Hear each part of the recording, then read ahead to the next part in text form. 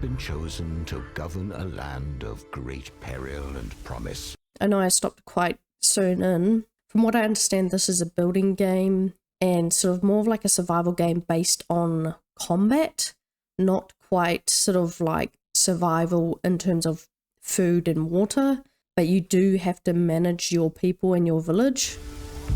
It has suffered long from the scourge of banditry, but there is another threat, an illegitimate baron who claims the northern territories as his own. Will you prove yourself worthy of So what's cool about this one or will you perish by is that you do build up an army of peasants. This here, I gotta stop this here because this is really cool.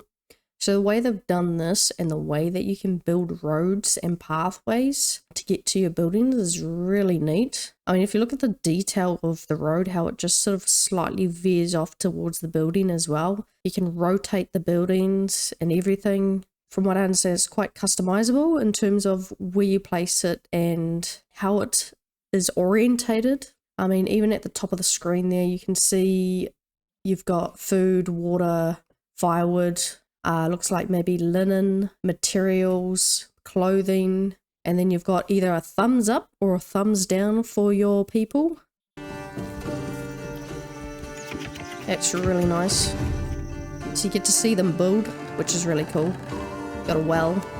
So there's the building and the So I've vaguely heard about this in terms of the construction, where you can actually line up the buildings to the roads and your roads don't have to be straight, which is awesome.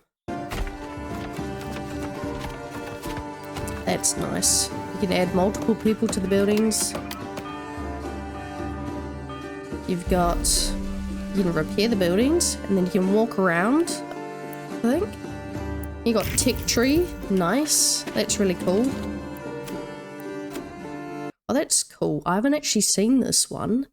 So you can customize your, I'm assuming this is the army. So over here you've got like body, weapon, shield, helmet, and accessory. That's awesome. Not too sure, maybe put them in groups. And you got multiple tiers, 1 to 4, armor upgrades, defeated foes, makes his own beer. I don't know what that means, but this is really cool. If you look in the personalization, you've got quite a range of different things that you can change. So the main thing being the body armor and the shield. That will be cool. Oh, you've got archers. Oh look, they can be under attack. That's cool. Nice. So that's I like how his little ragdoll system there and the guy who got stabbed by the spear. Looks like he's got a club, maybe some nails in it. Nah, this is looking really good. I think I'm getting excited for this one already. So you're claiming land, which is interesting. The one thing I'm not too sure about for Manor Lords is if it's an actual RTS or real-time strategy game, or it's mainly a sort of builder and it has combat aspects in it. For real-time strategy, I kind of think more like StarCraft, Age of Empires, where it's pretty much you've got a set time, you've got so much time before you're going to get under attack, whereas I'm not too sure if the battles that happen in Manor Lords would be more on events rather than a continuous someone's going to attack you all the time. So it's interesting to see if it's like an whole entire playthrough and how long does your village last. That'll be interesting to find out. So it does come out obviously 26 April to early access.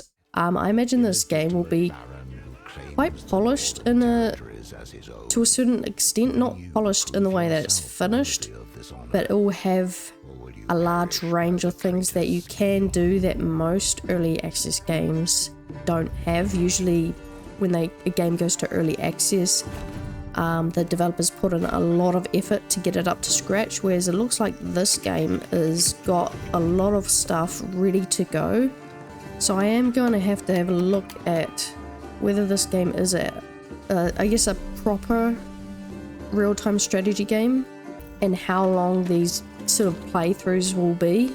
But I imagine that since you have to conquer different regions or lands, that this could be a fairly long playthrough for just one game. Stabbed. So you can see that you can claim regions, move along. I'm not too sure if you could also have multiple villages. The battle scenes will be really cool to play through.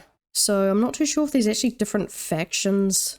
Oh no, that's one big army there heading off to battle, and I'm assuming that's another over there. But it'll be interesting to see if you can have multiple factions fighting at the same time. I am looking forward to this. It's definitely been on my radar in the past, and I've kind of kept an eye on sort of roughly where it was. I am actually really excited to play this one. Definite wish list for me. I'd be interested to know if this is your jam or whether you prefer having games that are a bit more first person. This is obviously a little bit more of a real-time strategy game. Let me know if there's any other games that you want me to look at, and we'll see if they're a wish list or a skip. As always, I'll put a link in the description below, as well as a link to the Steam store page where you can wish list this yourself. Thanks for watching. I'll see you in the next one.